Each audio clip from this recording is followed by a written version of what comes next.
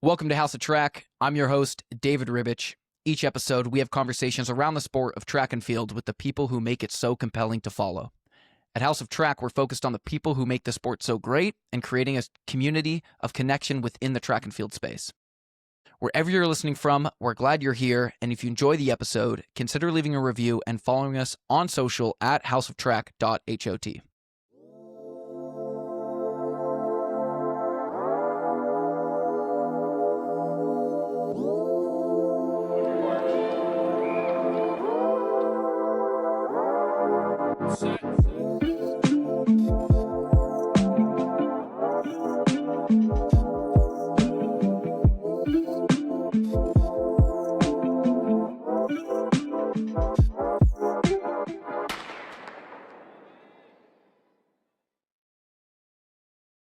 Today's episode is with a guest that I'm incredibly excited to sit down with. Few athletes have stretched the limits of horizontal jumps quite like Marquis Dendy.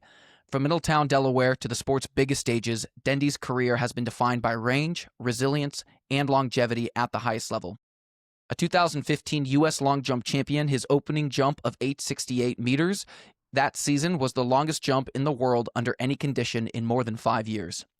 In 2016, he reached the pinnacle of the sport, winning World Indoor Championship gold in the long jump. At the collegiate level, his dominance was undeniable.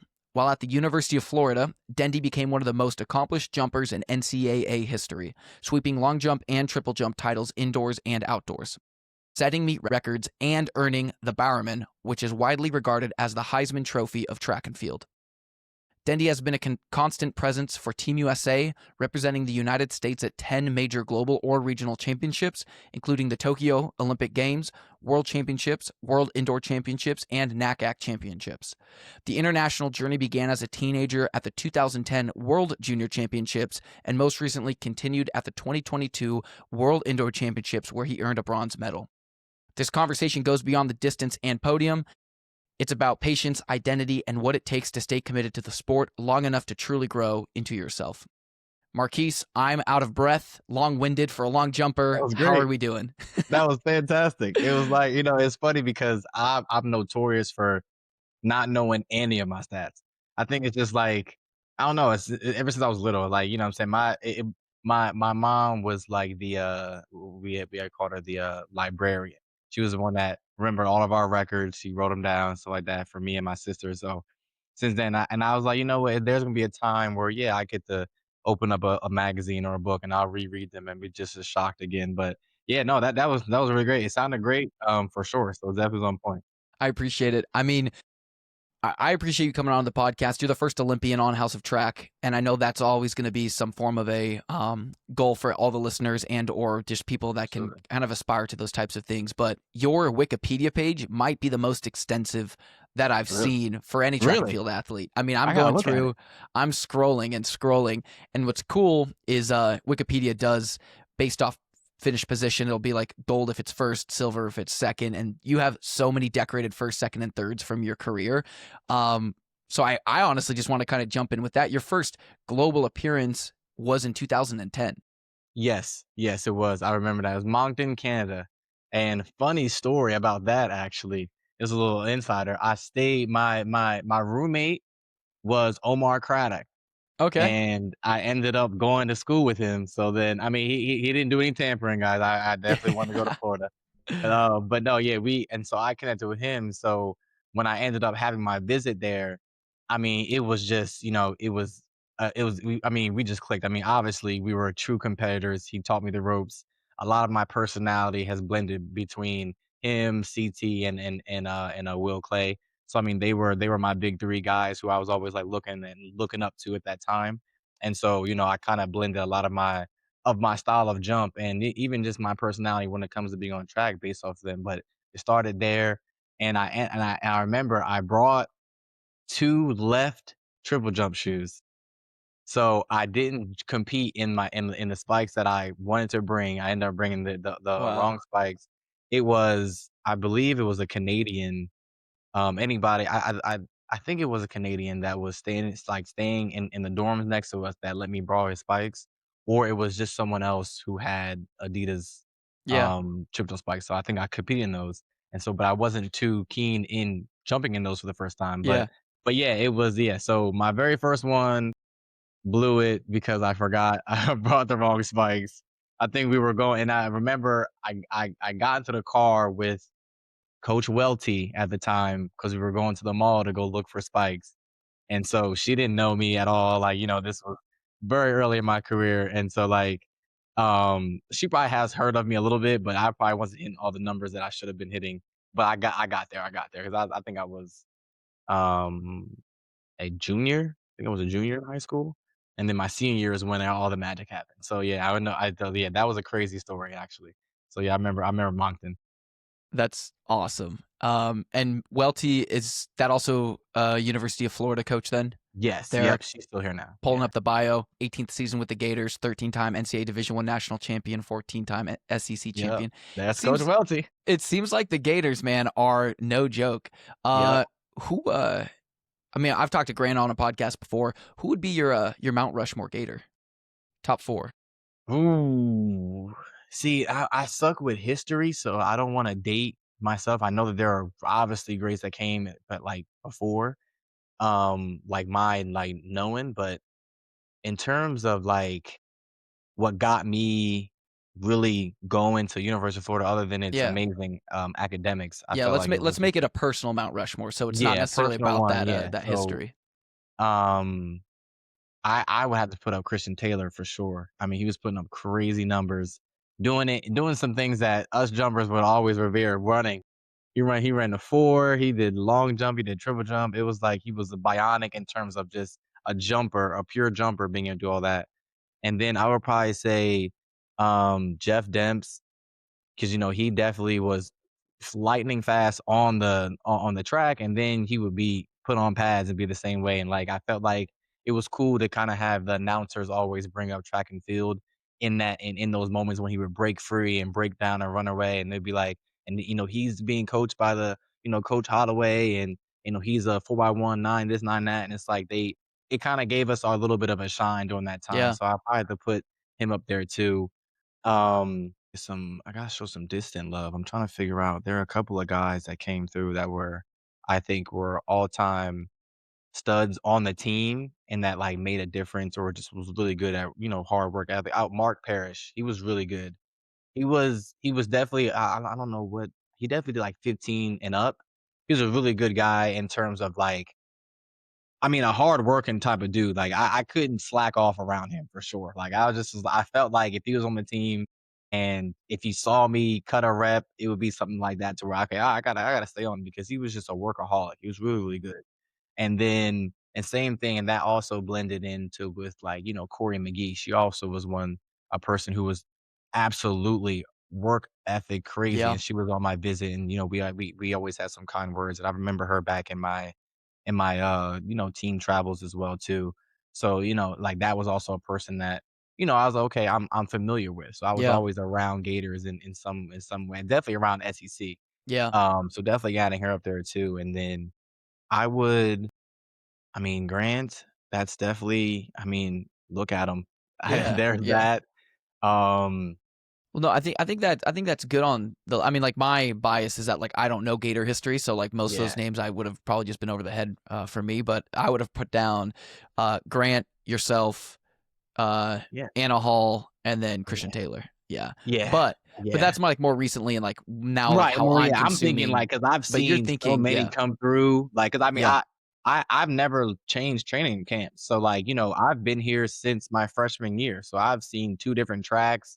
Wow. I've seen so many, you know what I mean? I've seen us, ha make modifications just to the actual campus, Yeah. everything, this is always different, so, like, when I see individuals and, like, what they've done, even when I've not been on the team per se, but even their time when they were on the team, oh, I mean, magical for sure, not every and it's not always, time-based either, but it's just accountability based too, like, a lot of that and, stuff like that. I mean, Anna for sure, Jazz, I mean, if I were to go down the entire list, it'd be like Anna, It'd be Jazz, Claire, you know what I we mean, would Grant. be ripping a It'd be all 6-hour day. It'd be podcast. it'd be Yeah. yeah, it'd be 45 more minutes of just names. Yeah. So, It because is such a we have a huge wall, it's called the Gator Greats. Okay. And then, like, other people have like a little poster of people who made it. It's like to the Bowerman, or, had a bunch of, I think you had to have at least 7 individual titles indoor now or something like that. And so Wow. you got like a little poster. And so, Wow. but it's about 9 of us as in terms of posters, but it's a plaque of names, and it's just like, yeah, it's a lot. So yeah, it's a lot. But yeah, I definitely got that Gator pride, man. I definitely love all the guys that come through there, and definitely it'd be an all day process naming some names. It'd be had to be Mount Rushmores in different universes. Yeah, that's We naming them. you call it the greater or the Gator greats. Like Yeah, Gator greats. the fact that your university would have you have to be a multiple time national champion, or is it Yeah. SEC? Is it national champion? National, yeah. Wow. I mean, Yeah, I think you had to have at least I think you had to have at least 3, and then 7 got you on, like, on the wall, and then, like, that I don't is know, something like that. crazy. That's So so and that's so so. yeah. I mean, like you'll have programs that like they're working for their first national champion, but then the long legacy of that of the Gators is just incredible. Yeah. You just got inducted to the University of Florida Hall of Fame. I How was did. that ceremony? Because it seemed like it was everything that it should be. Yeah, oh, it was magical. I loved it. I mean, I got to talk to, all the, big Gator booster guys, and then just seeing it's always cool because I kinda go I still go to the Bowerman every year, but that's more like a showcase of just, everyone in the NCAA. But, like, when your school recognizes you, and it's like, it made me feel like way back in 2011 when I was picking colleges that I really made the right choice, 'cause, you don't know that at that point. Obviously, Yeah. it's something that, like, that you look forward to, and that was my mentality. I was like, "I got a clean slate. I get to go to college, work really, really hard, work harder, and be more dedicated to this craft, and I'm gonna be the best." And then it obviously transcended that way, but, you hear stories of, coaching, changes, or, maybe there's a, health issue or problem, and you have to move and kinda jump around, and you kinda don't get to blossom into that full potential.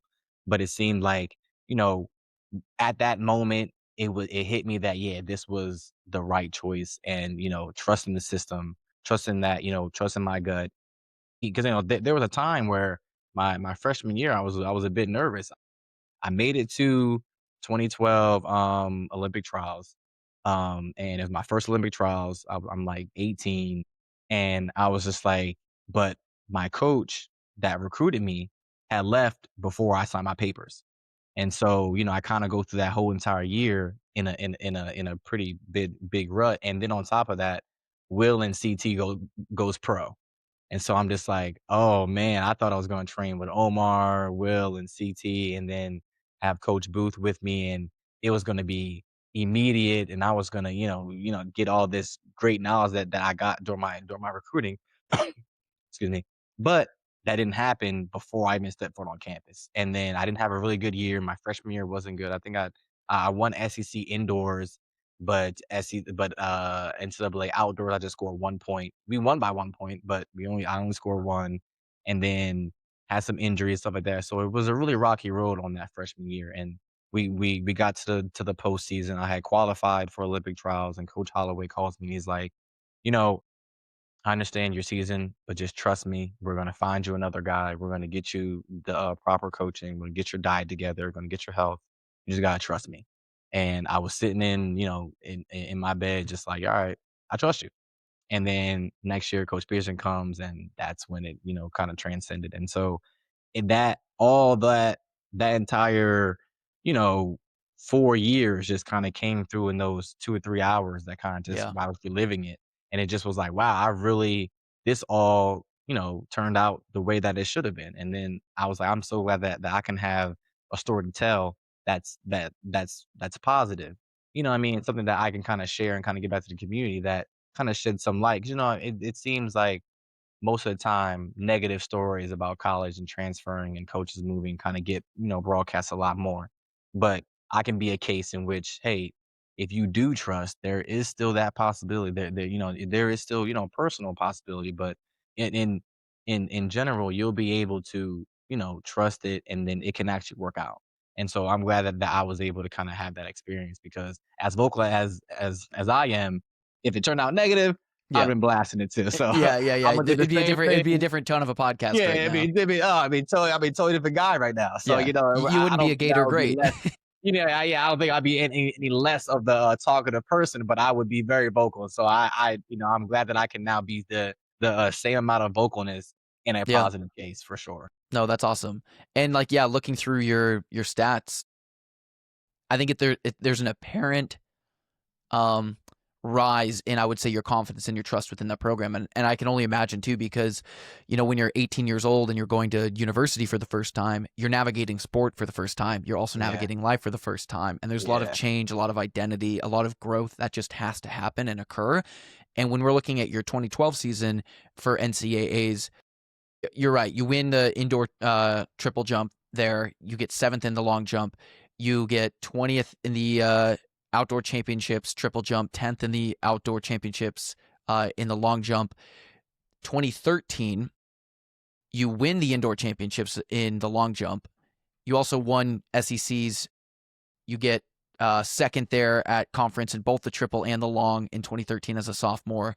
But in between that 2012 and 2013 season, you also represented the U.S. at NACAC under 23 championships. yes, So I think this is an important conversation right now, because as we're kind of navigating through this whole NIL and these youth athletes and the incentive to stay in school, and yeah, well, you should always stay in school, but now you can kind of well, get yeah, paid for to do sure, it. yeah, Um, but this upcoming year, we're sitting here for the U20 World Championships in Eugene in August. And mm, then we also have the LA 2028 Olympics in 2 years' time. So we're almost in this sweet spot window where the last time that we had this kind of a close connection of U20s to Olympics was 2022, 2024. 43 of the medalists from the U20 championships were Olympians in 2024. So when it comes to like those types of numbers, and also I think the growth for you, how much growth is gained by doing these U20s, U23s, and just kind of continuing to experiment and kind of grow your resume as a competitor? yeah. No, I think I'm a huge advocate of just representing your country whenever you can, because I mean, I've got so many flags, like, and so many, you know what I'm saying, memories in which, because I mean, they all shape you. My biggest thing in track and field is gather as much as intel and as just experiences of different cultures, different places, as much as you can for free early. Because then because if you do wanna transcend and go to the sport on, like, a professional circuit, you then have that wherewithal or like that little nuance that goes, "Okay, hey," and then on top of that, you just get to, just collect the medal, collect that flag, collect that experience with those groups of individuals. Many of those people, which you can kinda tell, end up being great enough to be going to the same college as you, and then they end up being in the same agency as you. You know what I'm saying? They may not represent the same country. Every now and then, some people change countries. Some people kind of go through that college identity and then, want to connect back to their roots and then maybe change federations. Or maybe you meet someone from the Bahamas that goes to school in the States and they want to, go to the same school as you. All that stuff ends up happening, and then because you made that team and with that connection, you end up going to college, to University of Florida or to LSU or wherever like that, and you have teammates that you knew from Pan Ams or from under 20s or NACACs, and so that helped you out as well too. Then y'all can end up getting the same classes or, roommate together. All Yeah, those things help your experience and kinda, like, help your mental out, and, you know what I'm yeah, saying? Keeping I was- that down to a minimum of, like, leisure because, when you kinda keep it very, very strict and, and then especially when, like, money gets involved, a lot of people start to kinda collapse under that type of pressure first. So I mean, those are those 2 reasons, and then, you know, I would say that when it comes to the NIL stuff, I would say that, yeah, if done properly, oh, it's 100%, yeah, do it, for sure. I feel like that's kinda like been I've seen, shoe companies kinda give you an NIL deal in college, and then they kinda extend that through your professional career. I've seen that happen a lot too, and I feel like now people are getting I think that the longest contract that was even more unheard of than that was, like, Trayvon's. He was, like, 10 years with, yeah, New Balance, yep, but it was like that those were taboo, and I feel like now they're doing that a lot more because, you have this NIL, they can give you NIL 3 years in college and then give you a 3-year extension. So then that kinda segues. So, you have plenty of options, but I would definitely would say represent your country, so take it for sure. and then also get that experience. Like people downplay the experience. Oh, it's just a Pan Am or it's just a Nat Cac, but it's an opportunity to like get a flag and just learn something about the area, learn something about even comes down to staff training people, where you're at, just outside of just competition, it just helps you out so much with that experience. 100%. And I think you're saying a really important thing because it almost allows you to just like not everything is as scary as it is. Mhm. You see familiar faces, you see familiar places, and then it Yeah, allows you to then focus on the one thing that really matters, which is competing and kind of representing your country, like you're saying. And so I'm sure over the course of the last like 10 teams that you've represented, I mean, you've been in the sport obviously for nearly 20 years at a very, very high, well, almost, yeah, almost 20 years yeah, I know. an elite Yeah, level, which is crazy. yes, You also probably develop a lot of those relationships with those that are helping with Team USA, the like yep, processing and the mhm, coaches. And so yeah, when yep, you're going through those teams and like those big moments, right? Like I'm sure that kind of helped in 2016. You're like, these are familiar faces. Like I'm here now. I'm absolutely. ready to arrive and I'm gonna win. Yep. And yeah, and just knowing who your staff is. There's a staff. His name is Dr. Mason. The amount of times that I've probably seen him over the course of my 10 years of being on teams, and then even also as a NACAC, and then also if I think he was there in Moncton too. So he's had my blood work, body report. He knows Yeah. my ins and outs. If I have an injury that I don't know how to really vaguely explain, he understands it. So like Yeah. that helps you so much when it comes down to needing something, or having a quick outlet to like speak to someone really quick and not have to go through that whole, okay, well, asking you a bunch of questions when you're in a kind of like of a panic mode when you're overseas and you don't know what's going on and stuff like that. And so when I tore my Achilles in 2016, I still went to training camp in Prairie View, and Dr. Mason was there, and he was like, "Marquise, I know you, and it's you. I know that you're walking, but something is off. I have to do a test.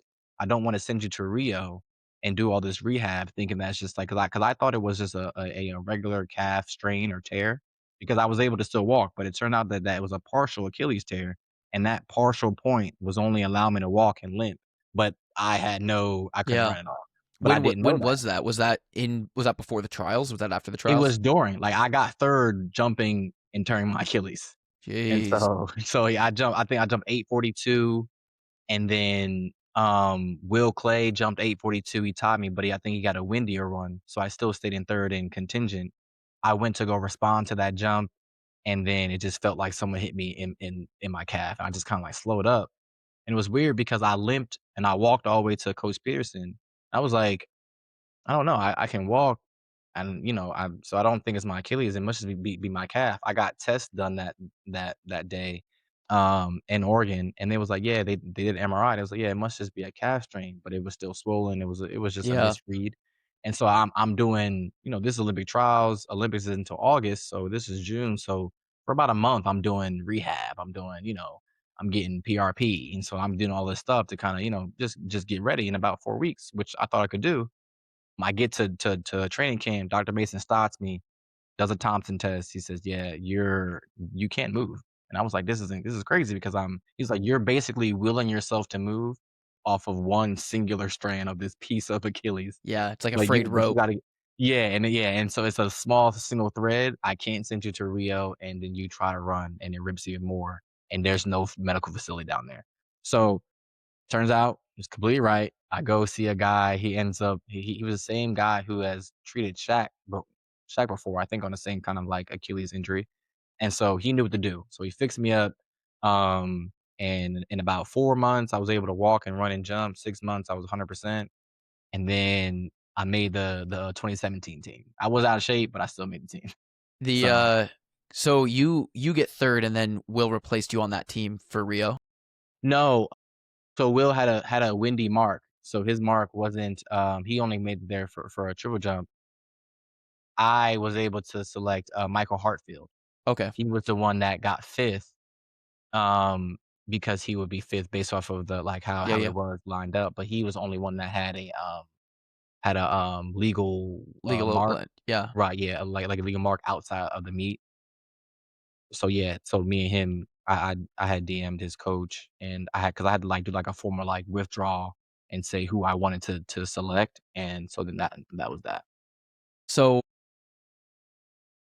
you get, I mean, your 2014, end of your 2014 year, and then your 2015 year. Just this is going to be another long list, but you win the outdoor championships in the triple jump. You win the outdoor championships in the long jump. CC's, you win the triple long. Indoor championships, you win the triple long. CC's outdoor, you win the triple long. NCAA outdoor, you win the triple long. So you go on a 1, 2, 3, 4, 5, 6, 7, 8, 9, 10. I'm not going to talk about your 10th place finish there at the SECs in the long jump in 2014.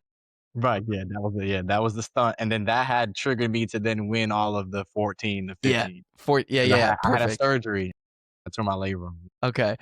So you come off of that incredible streak. You win the Bowerman. You're at the Olympics, Olympic training. You are told you are going to have to withdraw. And then you make the team in 2017. Obviously, this is already a decade ago, so it probably doesn't seem that long for you. But the whole throwback, right? Right now, I feel like on social media, is they're like, "Oh, 2016." Yeah, right. Yeah. Was it I was a boot. What was your headspace there in 2016, being at this peak and then having to really quickly jump into a valley?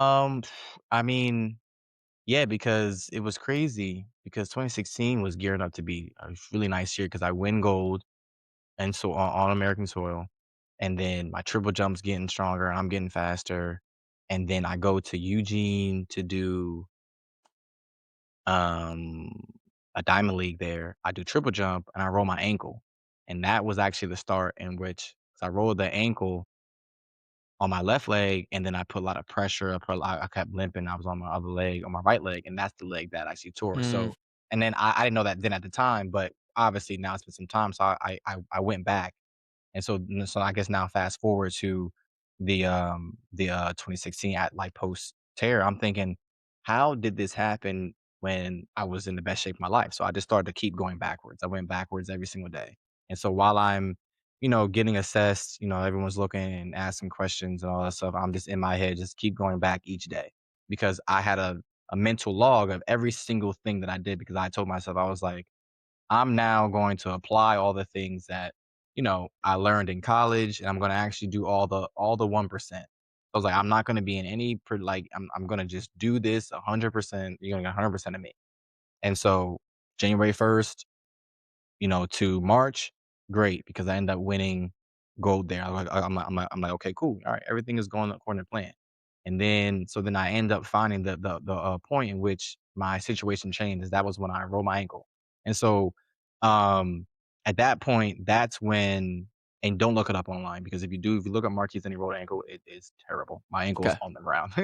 It's We won't crazy. use that as the video Yeah. overlay on this reel. If you do, I'm just saying you gotta blur it out because it's crazy. Anyway, but and so I think from then on, once I figured out what the problem was, once I got it, I just I don't know, I just relentlessly learned how to fix it, and so it was picking up, an, anatomy book.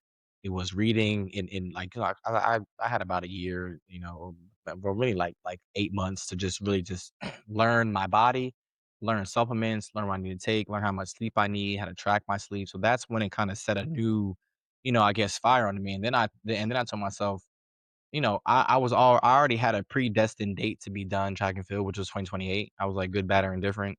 I just felt like that's the time. I was like 35 is like a cool time to just be done with all sports, like, and then kind of retire, like, period. And I was like, because then because I told myself, I was like, yeah, because then I can just run for president after that. I can be old enough, but yeah, now I was like a little kid, but yeah, so I was like, "Yeah, I'll be done when I'm 35, 35, 34, you know what I'm saying, 36, no more sports. It'll be leisure basketball or something like that, something to where I can do something with the kids, but it won't be anything be super sport related." And so because I told myself that I already had a predestined cap of energy, life, and just, determination. And so I knew I was like, "Okay, well, 2016, 2020 is the next one." This is before we knew about COVID. I was like, "I'm gonna make the next one, so I'll let this one go." And then it ended up being a great story for Michael Hartfield. I love that. And so that made me feel really, really nice too. So I was like, yeah, I'm gonna make the next one. And so, I'm not gonna trip. I'm gonna definitely, be there next time. And so, and then it just started, counting down. I was like, okay, I gotta figure out, um, what my next step is, how to get better, and just kind of just move on from there. And so that's Yeah. all of what happened before the knife went down, and Yeah. it's definitely, and then I woke up and it was like it was cemented into my brain through the anesthesia. Like when it was like think or like counting down, I was just thinking about that right before that like gas hit me. And then I started to just apply it, and I broke a lot of records in my recovery time too, coming back and being able to get back into 840 shape. Even though I was only able to do it once, but because I was really truly lung shape, I was extremely tired. Like I was like, dang, I Yeah. did just come back last year, exactly. I was Yeah. like, so I didn't my 2017, showcase wasn't gonna, and it's funny now that I think about it. It's like it sucks because I feel like I wanted to always show like a true 100% healthy Dendy, and I've never gotten to do that. And I think you've seen a little bit in college, but I'm like a little kid in college, so it wasn't the same Yeah. thing. But Yeah. I was like, I'm gonna be in those conversations of the greatest. Like, man, if Derrick Rose just didn't turn his ankle or bust his knee, is same thing. If Marquis Dendy just didn't, it would be. It's what I mean. So like Yeah. that does suck, but like I do like how I'm a story. Like I have a story for every surgery that I've had. The very next team that was available, I made. And Yeah. it was never, so I tore my labrum 2013, my first team in Russia, Yeah. and then I made the 2015 team. Jeez. Then, make the, Olympic team, but then I tear my Achilles, but then I make 2017. And then, I tear my patella tendon on my knee, on my jump knee in 2019. Thank God for COVID. You won't ever hear nobody say that again. COVID comes, I get a little extra rehab time. I make Yeah. the Olympic team, and then 2022, I'm having a healthier year, but then I have a quad tear. So then my 2023 in Budapest, just barely make finals, and then I get surgery again on my opposite knee Oh my in 20 goodness. in at the at the end of 2023. I don't go in 2024 indoor. I missed the Olympic team in Paris, and then 2025, I'm still recovering from that because now I'm old. Yeah. Then you know what I mean. So I'm just like, and then now it's like 2026. I'm like, all right, I'm healthy, guys. There we go. Pay attention. You know what I mean. I'm good. But no, I get it, and I like it's just like that's also just extra motivation. I mean, you know what I mean. I I know what my limitations are. I know what have limited me, and it's just like if those are not there for an entire season, what I mean, I think someone just jumped, well, two people, two world leads, 839, and those are my young guys. I love them. The Italian kid, and then the super tall guy who should be playing basketball. Actually, he's super tall. I spoke to him one time. I was like, "Yo, you should be out here grabbing rebounds. You over here playing in track and field. You need to get on a G League team. Yeah, You can seriously. jump and you're like 6'6", tripping." So, so yeah. So I feel like I can still go and keep up and be a actual competitor in not only America, but then also just for this year, for next year, and then also for 2028. Because my time was already gonna be over at that time anyway, and I've got 100%.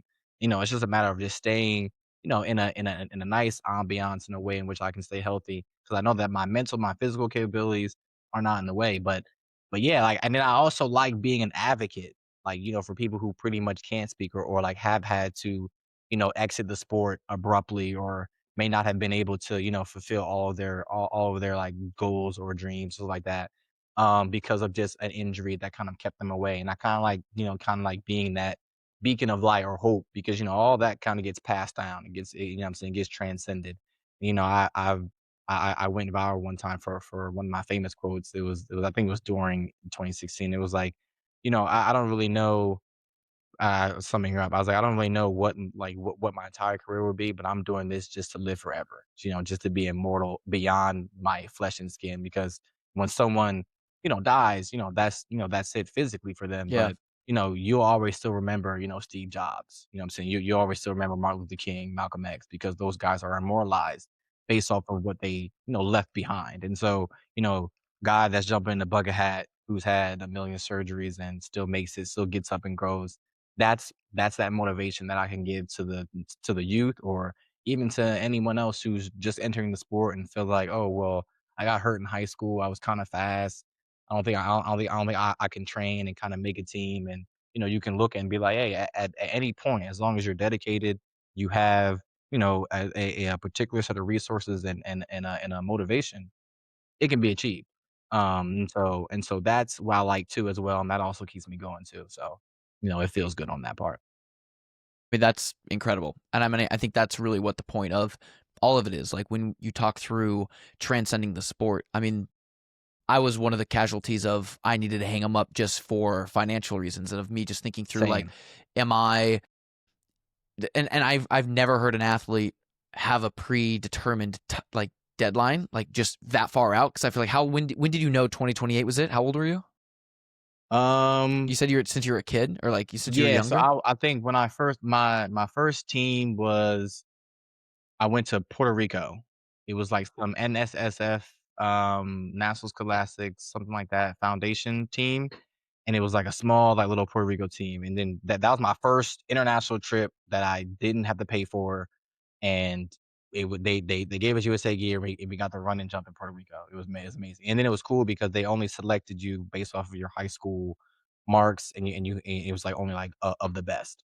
So, like, it was everybody else in the nation. So I was, like, at that point, I think I was maybe probably, like, yeah, 14 or 15, maybe 16, and I was like, "Oh, I can do this until I'm 35." That's 35, awesome. 34, and I was like, "I can do this. If this is something that, like, has a professional league, and I'm now getting into this," and then the very next year, I kinda buy into something else. I think it was usually my senior year in high school. It was a Japan, Germany, and USA trilateral meet. So my parents went with me too. I was in middle of high school, was indoor season. I had to ask all my teachers for work for the whole pretty much month, because I flew out to Japan in, like, February, Yeah. to go compete in Japan. And so we're out there for, like, a week, or like a week or 2, and, I had to get all this work 2 weeks before and then have 2 weeks of the work to, like, go out there and, like, go do it and bring it back. And so, but I'm out there in Japan, I win that meet, I get the MVP of that meet, and then that just was, like, it just solidified. I was like, "Oh, okay, yeah, let me not do any other sport. I'm not gonna come back home and play basketball. I'm gonna, really focus on," because, I mean, I just went from Puerto Rico to Canada to Tokyo, Yeah. and I'm still in high school. I was like, never have done this any other way, and I was like, "Okay, yeah, let's focus on." And uh the intro for you, I'm talking about longevity, and it's funny because it's almost as if like you would see your career and you would say, wow, he's been jumping since he was competitively at the like global level since he was 15 based off whatever Yeah. championship he was in. But it's not like your longevity is because you've been healthy. It's like Right, yeah, actually no, almost yeah. the opposite. Yeah, yeah, right, right. Does having that predetermined 2028 finish line kind of give you a sense of not relief, but like freedom, knowing that like this is what is destined or like this is what is expected? Yeah, I mean, for sure, because it's kinda like when you're doing a really hard workout, you got 8 reps, and you're just like, "Alright, I know that they're 8 reps, so I know after I do 2, alright, the first 2 are whatever," and then you go to 4, it's like, "Alright, 4 is, getting there." 6, you're like, "Okay, I'm a little winded, but I got 2 more reps." Yeah. Still got 2 more reps, and I've already did 6. And so at this point, what's another 1 more rep? And then you do that 1 more rep, and you go, "Alright, well, Yeah, like I'm got one more. already This still is in it. shape from Yeah. the last 7 reps. I might as well just do the last rep, and I might as well do it, as hard as I possibly can, because after that, I can then stay still and lay there, because I don't Yeah. have to get up for another rep." And And so you're it's like you're that. proud of the work that you've done. Yeah, and so every single rep that has happened, or every single year of a season going from indoor to outdoor, obviously there are, physical limitations, like doing a full indoor and outdoor season back to back to back to back to back ever since COVID, which kind of messed up our timeline. If you go back, it's like, we, and in terms of all track and field, have been competing 20 when 19 to getting ready for 20 and then got canceled. 21, 2, 3, 4, 5, and then now 6. So that's really where I then before that shouldn't be like all my injuries before that, I at least had a 2-year gap between an indoor or an outdoor world championship. Some of those times now have been you have an indoor worlds and outdoor worlds, where Yeah. you have an indoor worlds and Olympics. And then you have after the Olympics, you have an indoor worlds and then maybe like another serious championship, which is like what's going on right now. There's an indoor worlds this year. Yeah. And then you have another ultimate championship that's kind of like a world championship this year. So it's like and then next year it's outdoor worlds. So And if it's you know what I and mean? it's And then before and it's like this summer is already the halfway point between Paris and LA.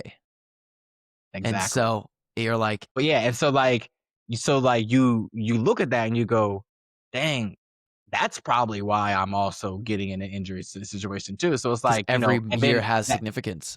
right, and so it's like it's hard to give even anyone or even myself a good self-evaluation because a lot of things were thrown at me that I've had to, resist and then, counteract, but they weren't things that I'm saying, asked for. No one asked for this. No one asked for a global pandemic to put Tokyo to one more year and then push everything back.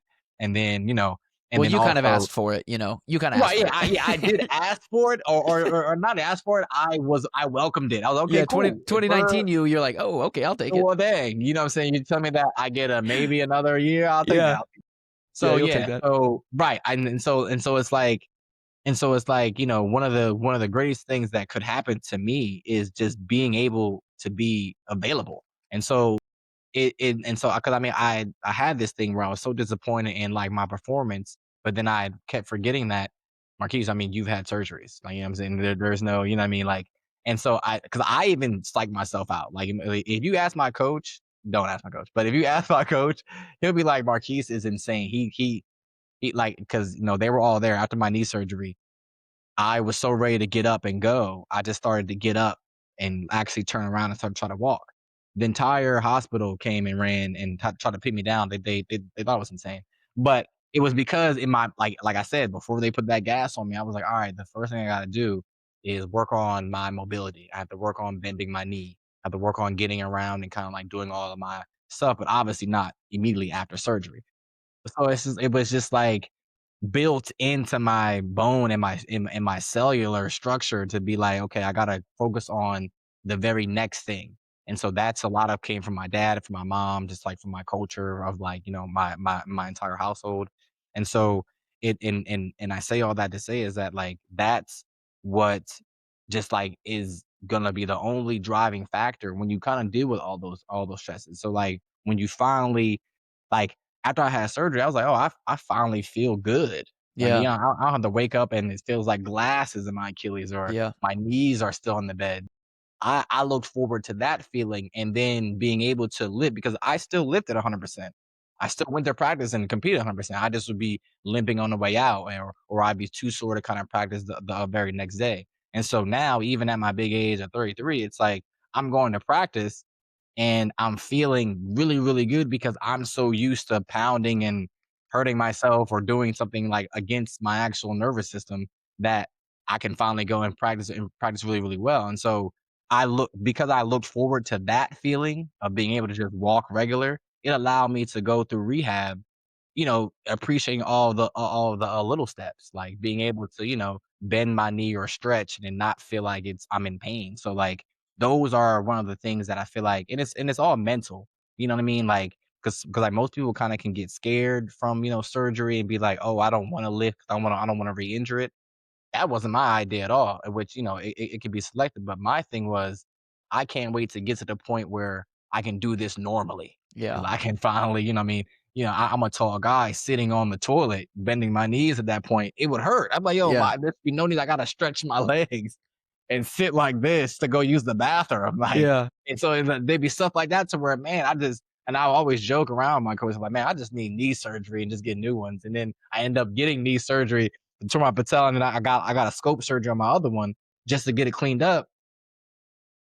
I'm trying to tell you, I can sit in the car. I can, you know what I mean? I can, Yeah. you know what I mean? Stuff like that is like, and I haven't been used to that since my growth spurt when I was 15. Yeah. So after that, I think my 16, like for the year of my 16 16th birthday, I had no knee issues, but 15, I had a growth spurt, so I was in pain always in my knee bed. And so when that started to come back after I jumped, I was like, "Oh, this sucks." So yeah, so it's like, I feel like the mental aspect is really huge, especially how you take on surgery or even just any major bodily change, whether it's just like, I would say the same thing post pregnancy or, I'm saying post injury or, I mean, anything that's like something major that's happened to your body, the way that you tackle it mentally is huge in track and field because I mean, track and field is 85, 95% mental. Oh man, it's crazy.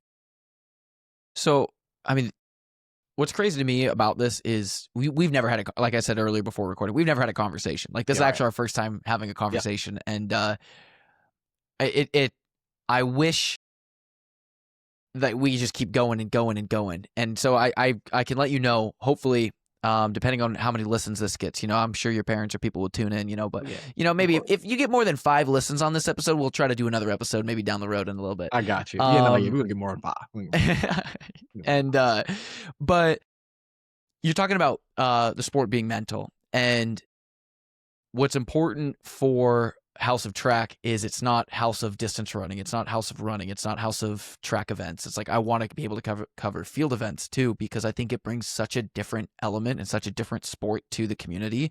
Because for the most part, track and field fan base is incredibly knowledgeable. Like they do know a lot of the ins and outs, and it's a little bit of a niche community where a lot of the people in the stands have done track and field to some capacity, and now they're the spectator. And I've always been so fascinated with turn-based events, especially the long jump.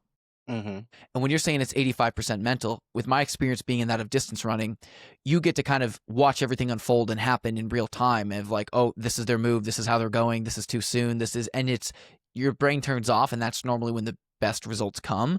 But Mhm. for you, you're in a turn-based sport where each jump does matter, but how do you navigate turn-based competitions where the intensity is really high or maybe the intensity is low? I just want to hear about your experiences in high level, low level, whatever. Just what is a long jump from a mental perspective? Man, I mean, I guess the best way that I can do this so that it's structured and not just a bunch of rambling, 'cause I can do this all day. But I'll give you my POV and I'll walk you through what like I guess goes on each step. But I'm only gonna do it from the time that I step on the runway, like during competition. Now, if I had to back it all the way up to the day of the meet and going through like day in the morning, we'd be here for another 40, you know what I'm saying, Yeah, 4 to 5 hours. yeah. But yeah, so let's just say in this hypothetical, gotta paint the scenery. It's All more right. like, Yeah, it's you and me. I jump 8:42. okay. You know, and you're 8:42, up and then this next. is it's 8:42, and this is let's say it's World Championships, and it's what I mean, and it's qualifiers, right? So well, not qualifier, final. Let's go final. That way so it's World Championships. Jumped in front of me, 8:42. All right, so then now I'm for your first jump, I'm watching you like run down, so I don't necessarily see your entire approach, right? But from my perspective, what I would do is that if I will watch everyone's approach because I probably watch them. Me as a competitor, I'm watching you practice. I'm watching your previous meets.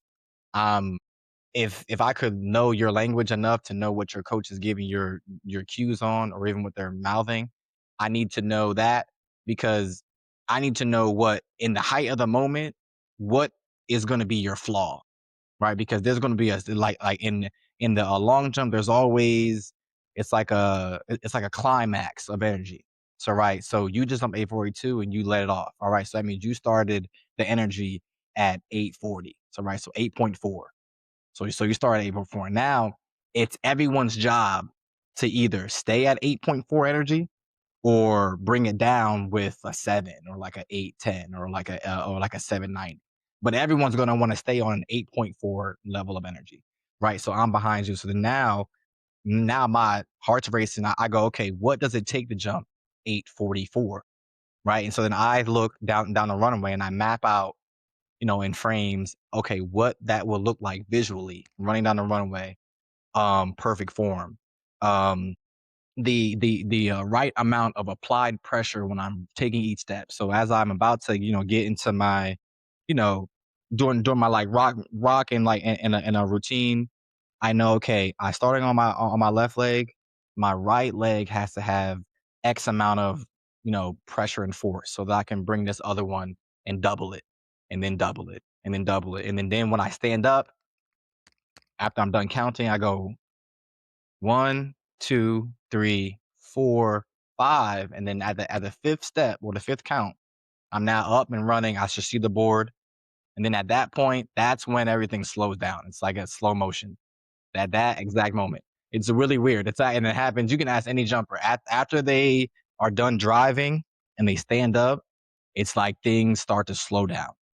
So like because you start to narrow in on where the board is at based on your perception without looking down, but you're looking down with your eyes and you're looking at how high your knees go up into where you can see. So that way you know that they're in the same, because you don't want to look down, but you want to make sure that they're doing the right things.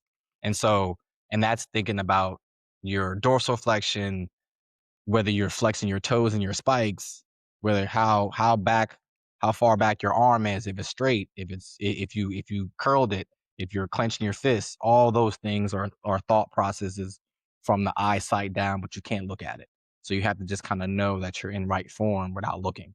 And so then after about a stride or two. So my approach is 10 strides. So we just did 4 or 5 of them. And so now 6 and 7 is when we start to steer our way in. That's when we start to figure out, after I brought in all of this speed, all this mechanics, and then I feel like, okay, I've hit all of my right checkpoints. I just went past my checkpoint on the side. My coach probably gave me a cue, stay on it, stay like that, that I can pick up on. And then that's when it gets smaller. That's when that Wow. it gets even smaller. So then that's when you only hear like the clap and then you only see the board. So you only really see the board because that's the last thing that you're just making sure, based off of your eyesight and your knees and your toes, that you can, hit that. And so that's when you steer. So like that's not when you slow down, but you kind of take a slower, and it's not slowing down, but it's more like you maximize the time that you are in the air and you try to position yourself to take off. So you don't do it because there's a small thin portion where obviously when you're sprinting you're off the Yeah. ground.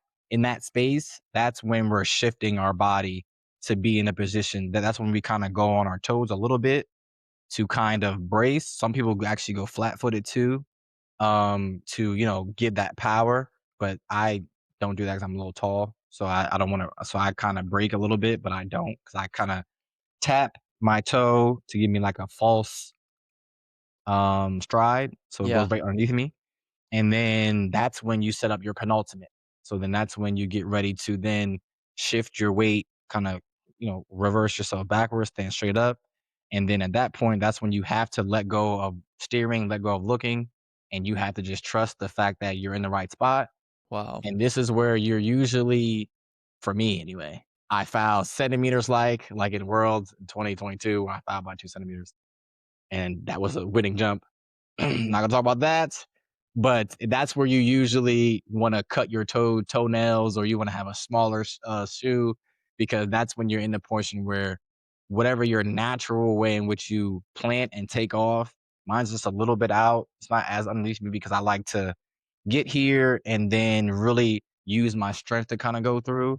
Just because You're a very I'm a really powerful strong jumper. lever guy. Yeah, Yeah. so I just use my speed as a build up, but I like to apply it as a loud bang when it hits it. That's why every time when I jump, you hear a loud, huge crash, because I'm hitting the board and applying tons of pressure out of it. And then it just launches me. And then I can get as high as I can, slow down my like arm movement. Pretty much, I want to fight all kinds of just resistance. I want to be very mobile. And then at the last second, flex really, really hard in your stomach and just hold your Hmm. legs for as long as you possibly can. It's going to feel like a second or two, but it's only going to be point 0.5. Yeah. And then you look up, immediately get out the pit so they can tell you whether it's green or red. Wait for the celebration. If it's Jeez. green, then we get to celebrate because you know it was a good jump, and then you Yeah. wait for it to come up, and then you go, all right, I at least know that it's around the same energy if I Yeah. didn't foul. And then so you know, okay, cool, I didn't foul. That was the right speed, and you're waiting for the mark. And then it's usually instant when you hear the crowd, and then you hear them, and then you see the mark, and it'd be like 8:46, and you go, all right, cool, new leader. And then you go, and then you can only bask in it until the next person's up. 'Cause then now you have to watch and see if they did those same things that you did, and then you Wow. automatically will know before they even get to the board, okay, that's not good enough. And then they can land it, even if you hear the crowd go, "Whoa," because they're not really knowing. But Yeah. you can tell based off of what you just did, what you just saw, okay, that's gonna be right Jeez. around 8:20, 8:30, and then it goes 8:30, okay, cool, alright. It was right around what I said. Let's keep the energy going until someone breaks that energy again, and then you gotta reset. So That everyone is tries to keep so afloat. fascinating. Yeah, it's a lot. It's so like, yeah, it's like a meter. So everyone wants to get to 9. 9 on the Richter scale because that's the world record. And so Wow. if you start off and you're at 7.9 or 8.1, okay, cool. This is the kind of energy that we're gonna be at. There's only because there's only but so many jumps. Yeah. There isn't a huge amount. So like in about 6 jumps and a break, you know, in between, most of the time in those first 3 jumps, you kinda settle in and kinda know what kind of competition is gonna be. But if it starts off really hot, it's always 4th round magic and it's always 6th round magic because that's when people wanna, catch up to the energy that's kinda going on. So, you know, whenever I would compete with Tentacle, he was really good at controlling the tempo because he would start off with like an 850, and most people wanna build up to that energy. And so now it forces you to do things harder in a sense, or go harder, or like do things extra early when that may throw you off, or not throw you off, but but it may make your entire race model, or like your plan of action Yeah. kind of be a little bit off a little bit. That So w that was a question that I had in that I mean, when you're saying it's 85% mental, the sport, like it's also 85 mental against your competition. Where like, how can I yes. play their weaknesses against themselves? So like, if you knew, right, you and I have been jumping for a long time against one another, and you knew that I like a really, really calm setting, right? Mhm. And you're jumping before me, like, is there ever a point in which you're like, I'm gonna get this place riled up, like I'm gonna put the Yeah, no, pressure? so I think everyone has definitely personality types for sure, and I think you have to know that when you are looking at the flight list. You just gotta know, like, and that just comes with the research that you did based off of, off of your experience. We go back to that, experience marker. Like there are a lot of people who, I competed with Tentagalu very early in my career too. So like, there are times where we bumped shoulders where I've like, remembered him back in those times. And so I've always kind of known his personality. He's always kind of known mine. And so like he knows, okay, whenever Dendy's there, I gotta match. I can't be calm. But I gotta be able to celebrate. I gotta be able to kind of get some crowd involved because he's gonna get all that energy himself. And they're only going to gravitate towards him. And that's gonna keep feeding him. And Yeah, so same thing. It's like there are times where I may want to go into a competition and I'm the only hype one there. And then so then it may be like, well, I don't want to be just as calm because I might be, at a lower energy. And so I want to get the crowd rocking. So it's like when you bring in your own personality, I know some people who are, after I've jumped and got the crowd rocking, the announcer would try to clap for them. They would calm it down. They want it completely silent. And I think that that's the coldest thing ever. I think that's the coldest. Yeah, that's super cool. If you can maintain your own tempo, it gives yeah, you like it gives like your own type of, like I said, swagger kind of personality. There are some people who just want it dead silent and then only want you to like celebrate when they land. Some people want to land and then you just hear the sand hit the track. That's just how like quiet it is. And yeah, then when you get up, then it's like a rush. I want to get it jumping as I'm running down. I want my heart to be out of my chest. yeah, You know what I mean? I'm an adrenaline junkie. I want to feel flight, and then it gets silent because I need to focus and think. So like there are some people who have different personality types. And so same way with them people who want to clap differently, have a different beat to their clap. So all that stuff is all your own personality. And you get all that in track and field. So I just, it sucks that, you know, field seems to be getting pushed to the side, but there are some really cool engagement factors in which the field brings. And I feel like, I mean, it just sucks that sometimes it doesn't get displayed sometimes. that is remarkable. Truly. Yeah. Like that And is I'm trying to tell you, if you go to somebody, and that's why I wish, you know what, I'm and not even wish, I'm gonna be the person to kinda get it going, but some of these jump fests, like, some of these street meets, oh, man, you would lose your mind. You'd be like, "Yo, this is what goes on." If dedicated people who go and watch, it's so much crowd, it's so much involvement, like, and we got 45 seconds to kinda, like, engage, maybe like a minute, maybe 50 to kinda get ready, kinda run down. But, like, I always say pole vault, high jump, shot put, you know what I mean, long jump, triple jump, all those field events, that can turn to the crowd and get them to go in, that's track and field. Because y'all gotta, people gotta be silent at the start, and no that's one can true. hear you when you're running in the wind. You know Yeah. what I mean? You 100%. know what I'm saying? All that stuff is different, but when you can get the crowd involved, that's track and field, that's it. So, yeah, Yeah. it sucks sometimes, but I mean, I'm that's one thing that, like, my will be my huge give back to the community, is finding a way to not only encompass the field events, because 'cause I'm a field eventer, but just running a track meet that's truly a track meet, like, something that, like, is truly a dedicated meet or a series of meets that can encompass whatever, if it's 10 meets at a I mean, 10 events at a time, 9 events at a time, and it's a circuit of them, really being able to showcase each and every portion of the sport Yeah. properly. You know what I Yeah. mean? And doing it to where it's no bias, you know what I mean? And kinda really seeing, if I can do it by myself, I'll do it myself. But I feel like it's always 85, maybe 80% of what a real track meet really is. I think obviously the most 100% is like Worlds and Olympics, but even then they're kind of pre-dedicated and kind of like hard to, obviously it's very selective, but like to even get in to even watch. But like I'm saying, a real track meet that's, available for a common person, and not it being a world championship, and that like really showcases track and field, that'll be like one of my greatest give backs. All the other Yeah, stuff, it's all the incredible. flags, all the, what I mean, all the talk is crazy, and is fun, but that's what I want to do for sure. So when we're talking through the experience of the long jump, not only from a sport perspective, but also an emotional perspective, has there ever been a meet or a moment in competition where you're like, wow, this is peak? Because obviously, like Olympics from a competitive perspective and a world championship, you're like, oh, this is peak just because of the platform that we're on. But from a emotional, competitive, mental perspective, we're like, oh, this is real. Was there ever a moment in your career where you felt like that was like just up there? Yeah, no, many times actually. And I feel like that's also in the pot of my chasing in terms of motivation, like getting back to like feeling like that. Because like in 2016 Olympic trials, if you look at the field series, it's insane. I think last place was 27-1. It was crazy. So like everyone was just flying off the radar, just jumping crazy. Same thing at Yeah, 2018 2018. indoors. Insane. I got third by 2 centimeters. It was 846, 844, 842. Wow. And then Monaco, I think that was 2022. I think I jumped like 836. I think Tentacle jumped like 838. It was something insane. And Monaco was just a great crowd.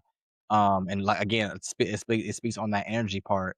And so yeah, I feel like those are the things that I take with myself when I go and I like lift, or when I go and I'm dealing with an injury, and I gotta like mentally get myself to, get to, like doing something like that. I just feel like that, and I get like this weird, I don't know, I start getting hot in the chest. My heart starts to kinda bump. I'm like, "Oh, yeah, I gotta get back to that. That's Yeah. addicting," just like Yeah. arc raiders. So it's like, you know what I mean? So I'm just like, I was like, I gotta get, so, like, I was like, if there's anything I'm gonna do, I'm gonna get back to being able to do that at least one more time, and then I end up putting myself in good habits, and, and kinda, like, being able to, you know, remember to get some sleep, eat right, all that stuff, getting my treatment, doing my, like, nightly routine, my morning routine, and so it's because it's that paired with, remembering, who I am as a person, what this MD stands for, what this bucket hat means to, like, to me, and kind of like giving back to my community in that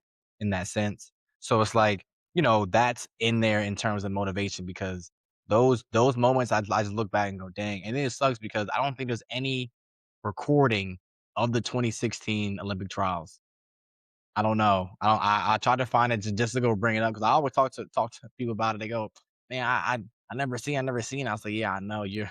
It's like one of those lost files. It's 2016. It wasn't pre-recording things, and Yeah. it was on NBC, and then, you know what I'm saying, NBC was geo-locking things. You couldn't even screen record it, but it Yeah. was magical. If you was there, magical. It was great. Yeah. That'd be the in the comment section of that, the GIF, it would be like the absolute cinema type Yeah, scenario for the yeah. sport. Peak. The you're speaking of your bucket hats too, and this might be a good way to sign off on it.